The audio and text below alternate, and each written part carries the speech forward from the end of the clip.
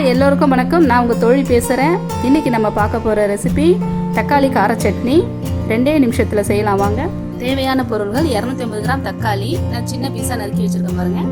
8 காஞ்ச மிளகாய், 1/2 ஸ்பூன் பெருங்காயம், உப்பு தேவையான அளவுக்கு.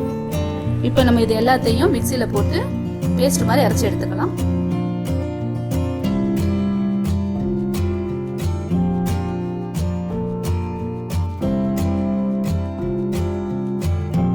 பாருங்க, நல்ல பக்குவமாக வந்துருச்சு.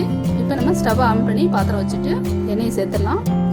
நான் நல்லெண்ணெய் தான் சேர்த்துருக்கேன். நல்லெண்ணெய் சேர்த்தா ரொம்ப நல்லா இருக்கும். கடுகு சீரகம் சேர்த்துடலாம்.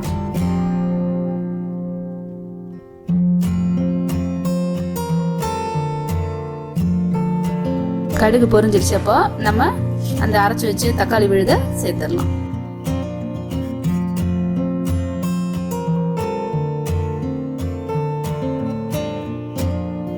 நல்லா மிக்ஸ் பண்ணி விடுங்க. தக்காளி பச்சை வாசனை போற வரைக்கும் நல்லா நம்ம கிளறிட்டே இருக்கணும். பாருங்க, தண்ணியெல்லாம் நல்லா வத்திருச்சு. எண்ணெய் வேலை வர ஆரம்பிச்சிச்சு பாருங்க. அவ்வளோதான், தக்காளி கார சட்னி ரெடி. இந்த ரெசிபி உங்களுக்கு பிடிச்சிருந்தா லைக் பண்ணுங்க, ஷேர் பண்ணுங்க, மறக்காம சப்ஸ்கிரைப் பண்ணுங்க.